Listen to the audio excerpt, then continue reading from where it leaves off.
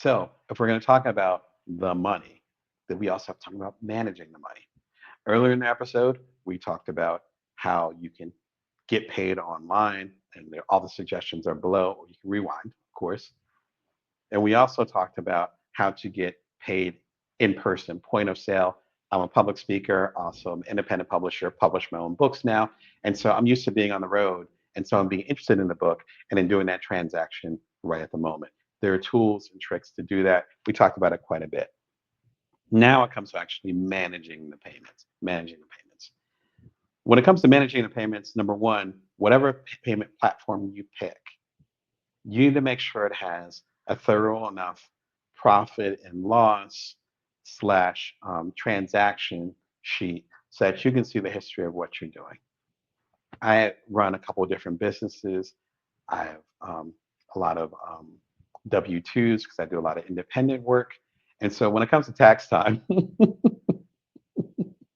and much respect and love to people that I've been married to and stuff like that, it can get really, really complicated because I have so many people that I work with.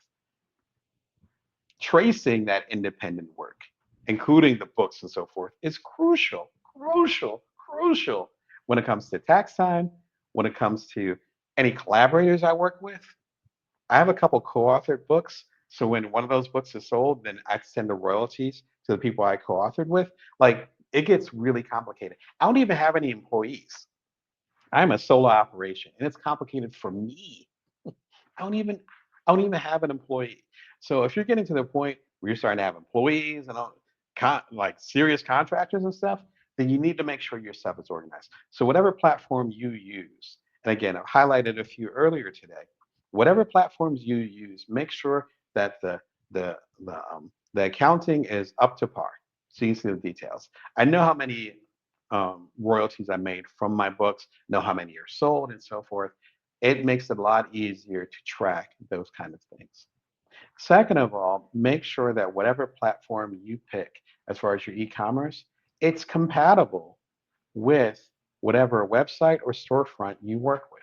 Now, we talked about this in the very beginning of this series, episode one of that, or section one, where we talked about how you can set up your storefront, why you need a website, and how all those things are connected together. If you end up choosing a payment platform, we'll call it a payment platform, e-commerce platform, that actually is not compatible with your storefront or your website, how are people going to pay you? It's not going to work. And so this has to be a holistic process. You might actually have chosen a website and or a storefront that has e-commerce built in. Some of them are quite good. I think I mentioned a couple of them in the previous sections. Maybe they can do the all-in-one shop for you. Just make sure they can handle the finances as well as they handle the storefront and or website. Please, again, you don't want to mess with your money. You for sure do not want to mess with your customers' money. So once they do a transaction, make sure that it's legit. Listen to folks like myself or folks that go do a deep dive into it, do the reviews online before you commit to a particular payment platform. Third of all, when it comes to managing payments, you want to make sure that everything is integrated. I remember there was a period of time when people who do in-person, when I would do in-person payments and someone buy a book, then I would use one platform. Say, great. But then if they wanted to buy the books online, then there was a whole little website, not even a storefront, just a little website where they click on there and they have to do the payments from there. They have to scroll down, say, I'm going to buy this, da da da. And then I'd have my website slash storefront, which was completely different, and none of them were integrated. Look at my face. It's stressing me out now. That was more than a decade ago. And so I was like, stop the insanity. We're just Susan Powder. It's like, I'm done with this. Let me figure out how to integrate this. And so, as I talked about in previous sections, I am doing uh, a redesign of my main website and finding ways to integrate my storefront into my website. And then I was able to use great payment platforms that would connect with my website. And so, literally, if you go to damonbrown.net right now, it's one stop shopping. and I get the notification. The money goes through. It's all handled, and the only thing I have to do is send you a Bring Your Worth mug or a signed copy of one of my books. That's it. It's all smooth. So look towards integration versus looking at it as separate pieces. Trust me, particularly that worked okay when my business was small, but as it got bigger, I got more books, more products. I started coaching. It's like it would just pile and pile on. We want to have it as streamlined as possible early on in the journey. My personal way of doing that, and what ended up being a great solution for me, is a website platform slash storefront called Strikingly. Called Strikingly. Strikingly is super cool. I've been working with them for a minute, and I'm a big fan of theirs. I'm trying to remember how long I've been. I think I've had my home at Strikingly for 7 years. Yes, I'm starting. My memory's starting to come back. 7, 8 years, maybe 9 years. So we're going on 10 years. Yeah, yeah. My kids are 9 and 11, so it's really taking me back. I've been working with you guys for a while. As you say, make a website in minutes, and then the different setups here, and a lot of independent folks. Website editor, you see the breakdown there. It's called WYSIWYG. What you see is what you get. I love the setup here, and e-commerce built in. So that is a thing, right? And you can go as deep as you want. You can do your domain from there. You can set up your store. You can set up a blog. You can do a social feed, contact forms, and as I say, much more. And I'm a big fan of them. Let's just get into it, and I'll show you my website and how it's integrated. We talked about this in a very first section, but it's worth going over it again because now we have a little bit more perspective as far as what's possible and what integration means. And so, if you want to, if you want to do coaching and learning with Damon, you have my coaching here, and then let's go to the books. There we go. The complete Bring Your Worth collection, and it's actually $50. And so it's currently $50 right now. And then you see a little summary here, and you're like, what copy do I want? Do I want the paperback? Do I want the digital version? Do I want the paperback and the mug? Or do I want the digital and the mug, right? And then you can go and do the paperback. And then you have quantity, one, two, go nuts and get five. But one, two, and then add to cart. It's in your cart. Boom. Right. You see where it's highlighted right there? It's in the cart. You go and you click on there, and it says, great, put in your credit card information or your debit card, whatever digital card you have. You put it in there. It's like, awesome. I get a notification in email and also my phone if I want, but I like to keep my peace. So I'll get a notification in my email. But like, hey, so and so ended up buying a book and a mug. Awesome. I'm like, great. I can go and reply to you in a message and say, hey, thanks so much. And I appreciate you. I'll go and send it out within the next business day. And then I go and grab a copy, sign it. I get a little box for the mug. I, you know, tie it up like it's Christmas. I go to the post office or the UPS folks who know me, and I send it off, and you end up getting it. And then that payment is already going through. And because of what I use in the background, personally, I use Stripe. Stripe will go and say, hey, you got a payment. And they'll send me a notification. They'll go and hook it up, and they'll be like, hey, we'll make sure the payment goes through. Within a day, they're like, yeah, we verified with the bank and or credit union or the credit card company. Yeah, it's the payment's good. You're fine. Great. And then within those payment platforms, you can actually dictate if you want that money to automatically be sent to a particular bank or credit union account. You can actually have that just hang out, as I said, in escrow. That's really up to you. But I have one-stop shopping. That's it.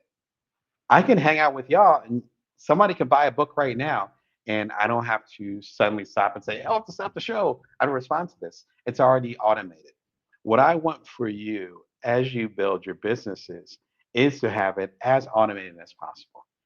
If you have it as automated as possible, then you're able to have, ironically, a higher level of intimacy because I don't have to pedal or push my books and be like, oh, well, someone just bought a book and I need to do this and do that. Then I'm able to hang out with y'all an hour, 2 hours a week and share whatever insight I have.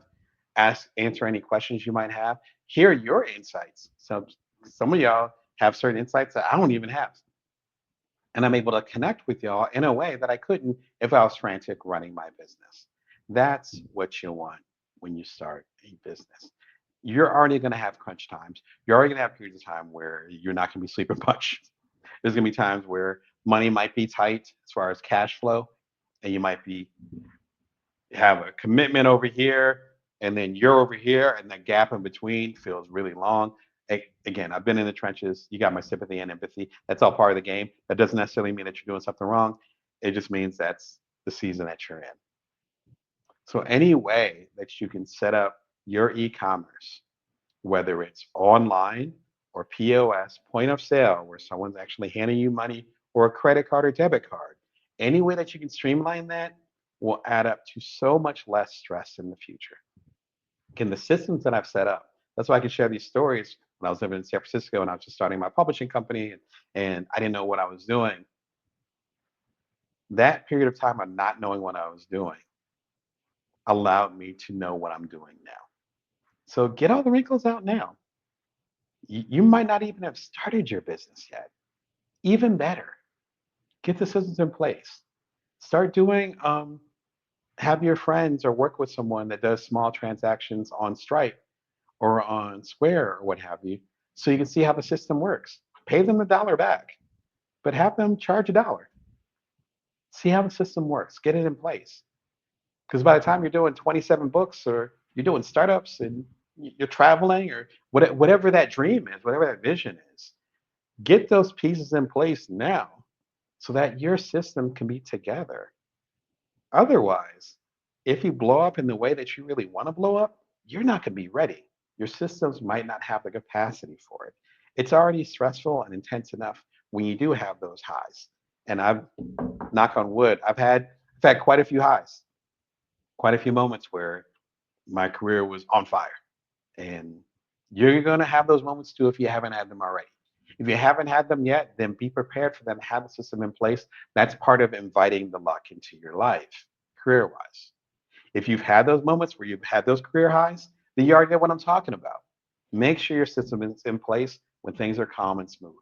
Listen, I can't speak for you. I can't tell you what to do. I'm your proverbial coach, but you have not hired me as a coach. So I can't tell you what to do. What I can tell you is what I'm doing. Right now, there's at least five, six pieces I have in motion right now to make sure that my business and personally and professionally are good for at least the next 5 years. They're already in motion. They're written down on my index cards. So y'all can play around if you want. But if you really want to have your vision come to life, you got to have the system in place to make sure that it's sturdy enough to stay.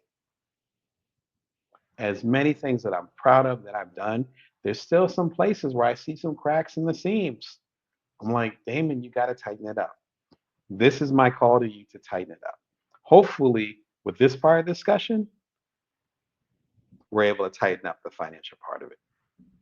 Make money online. Best of Dan Brown's Bring Your Worth. Listen, if you wanted more game in that direction, and in fact, I'll link it now that we're talking about it. I'll link it if you're watching this in the future, then it'll pop up on the screen at the end of our conversation. If you're watching it right now, then it'll be in the links below. And of course, in the reruns, it'll pop up later. Make money online. I talk about all the insights, hopefully, that you need to go ahead and make a strong business. Focus on the online component. What about y'all? How do you are you handling the payments to your business? Is it scrap paper? Is it an Excel sheet? Are you using a provider like a Stripe or a Square to track your stuff? Do you hire a CPA? How are you handling your stuff? Talk about it. I would love to hear what your take is. I'm entrepreneurial coach Damon Brown, here to help you as a side hustler, solopreneur, otherwise a non-traditional entrepreneur. You're watching Bring Your TV live Wednesdays at 1:11 p.m. Standard Time, Vegas time. You can subscribe for free. Of course, you can get the complete Bring Your Worth collection, where all books are sold. All fine books are sold, not just any books. All fine books are sold, including, as you know, at DameBrown.net, as we talked about earlier in the episode. Man, I love talking to y'all about the and shout out to Brenda. I don't know why that popped up. And I love talking to y'all about how to sell digital products online and physical. Next, next, next, we're going to talk about how to sell your company, not how to sell stuff for your company, how to sell your company, the entity, the intellectual property. I did it once and it was an amazing ride. I know folks that have done it multiple times. In fact, yeah, I guess I've done it more than once, but one big time when I was selling my startup about 10 years ago called Cutler. We're going to talk all about that next. And I cannot wait to send and share some good stuff with y'all, as well as insights, um, thoughts about contracts, how to exit in smart ways to leave your legacy when you've moved on to the next thing. Until next episode, where we can always bring your worth, you can always build from now. Take care of yourselves and others.